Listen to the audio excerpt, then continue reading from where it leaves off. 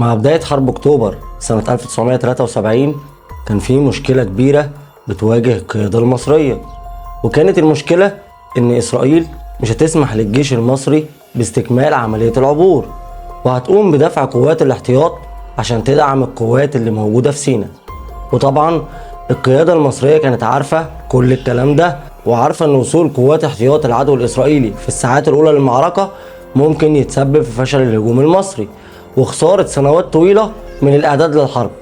وكان المطلوب تعطيل تقدم قوات احتياط العدو الإسرائيلي على الأقل لمدة 6 ساعات، وهي المدة اللي محتاجها الجيش المصري لفتح ثغرات داخل الساتر الترابي لخط بارليف وإنشاء رؤوس الكباري على قناة السويس واستكمال عبور القوات.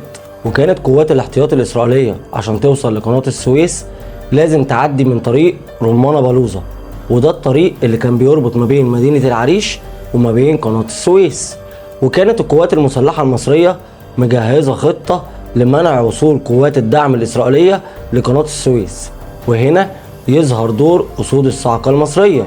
وعشان تعرف ازاي قوات الصاعقة المصرية قدرت تعطل تقدم قوات الدعم الإسرائيلية، وايه هي الخطة اللي كانت وضعها القيادة العامة في مصر، وازاي قدرت مجموعة صغيرة من الجنود كل الأسلحة اللي معاها هي أسلحة خفيفة انها تقدر توقف قوات الدعم الإسرائيلية بالكامل، تابع معايا الحلقة.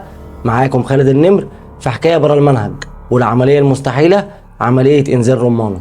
وبتبدأ الحكاية في صباح يوم 6 أكتوبر 1973 لما بيوصل جواب في خطة العملية للنقيب حمدي شلبي قائد مجموعة الصاعقة، ومعاه 220 بطل من أسود الصاعقة المصرية.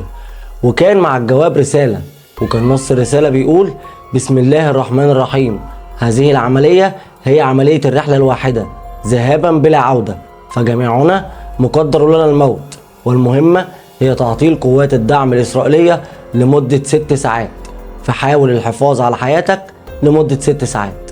ولما قام النقيب حمدي شلبي جمع الرجالة وعرفهم طبيعة المهمة وإنهم رايحين ومش راجعين، يرد ال 220 بطل في نفس واحد: تمام يا فندم، الله أكبر الله أكبر الله أكبر. وبعد نهاية الضربة الجوية المصرية وبعدها القصف المدفعي يتحرك سرب من الطيارات الهليكوبتر عشان ينقل ال 220 بطل لمكان تنفيذ العملية. وبعد ما تخلص عملية الإنزال يبدأ الأبطال المصريين في تجهيز مكان العملية وعمل الكمائن والتمركز في أماكن بعيدة عن عيون القوات الإسرائيلية. وكان تسليح قوات الصاعقة المصرية عبارة عن الأسلحة الخفيفة ومجموعة من الRPG المضاد للدبابات وشوية قنابل يدوية.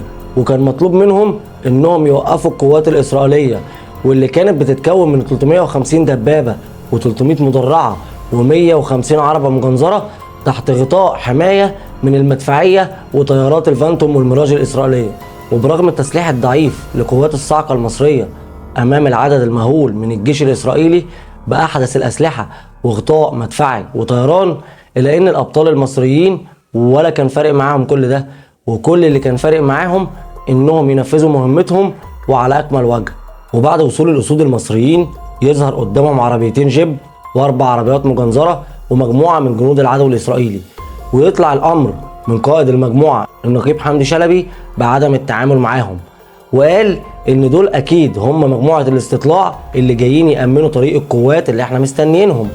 المهم إن بعد فترة من تمركز الرجالة في مكان المعركة توصل القوات الإسرائيلية، وكانت الأوامر ساعتها عدم الاشتباك مع القوات الإسرائيلية لغاية ما يدخل أكبر عدد ممكن من القوات داخل مرمى نيران القوات المصرية، وإن أول ما يبدأ الاشتباك لازم يتم ضرب أول مركبة وآخر مركبة عشان يتم محاصرة القوات الإسرائيلية ومنعها من التقدم أو حتى الانسحاب. ومع بداية المعركة يقدر أسود الصاعقة المصرية إنهم يتسببوا في خسائر كبيرة للعدو ويشلوا حركة القوات الإسرائيلية، واللي ما كانش قدامها غير إنها تتصل بالقيادة وتبلغها بأن قوات الدعم الإسرائيلية ما قدرتش توصل لمكانها، وده بسبب الاشتباك مع الجنود المصريين، ويبلغوهم بالخسائر الكبيرة اللي خسرتها القوات الإسرائيلية، وإن القوات الإسرائيلية أصبحت محاصرة أمام القوات المصرية ولا منها عارفة تتقدم ولا حتى قادرة تنسحب. وتبعت القيادة الإسرائيلية سرب من الطيارات الميراج عشان تضرب المنطقة اللي موجود فيها الجنود المصريين. وبعد ما تخلص الطيارات الميراج قصف الجنود المصريين تبدأ المدفعية الإسرائيلية بإطلاق وابل من النيران على المنطقة الموجود فيها القوات المصرية في محاولة لتدمير أسود الصاعقة المصرية.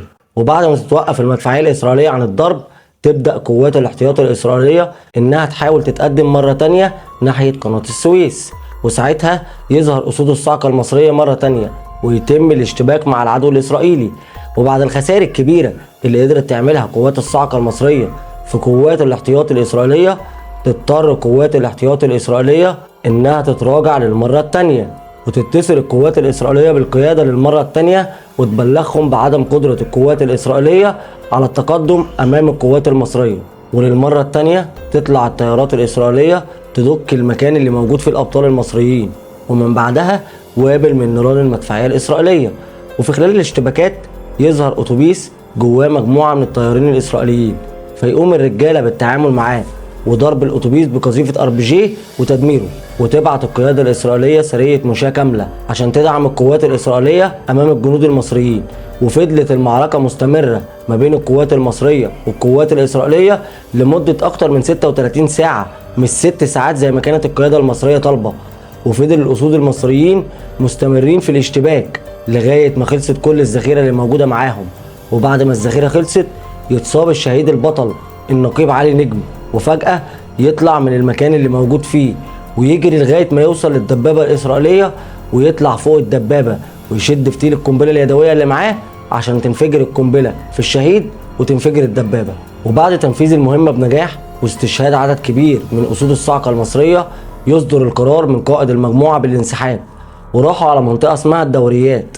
واستمرت رحلة العودة 5 أيام كاملين بدون أكل أو شرب أو حتى ذخيرة، وكانت الرجالة بتضطر إنها تمشي بالليل وتستخبى بالنهار. وكانت خسائر القوات الإسرائيلية تدمير 12 دبابة و23 مدرعة و14 عربية مجنزرة وعدد من الجنود الإسرائيليين. أما خسائر القوات المصرية فكانت استشهاد 195 بطل من أبطال الصاعقة المصرية، عشان يرجع 25 بطل من إجمالي 220 أسد قاموا بتنفيذ العملية. ولازم تكون فاكر إن ما كانش هيبقى فيه حاضر ولا مستقبل من غير ماضي صنعوا الأبطال بدمهم. فتحية الأبطال لشهداء مصر العظام، وتحيا مصر.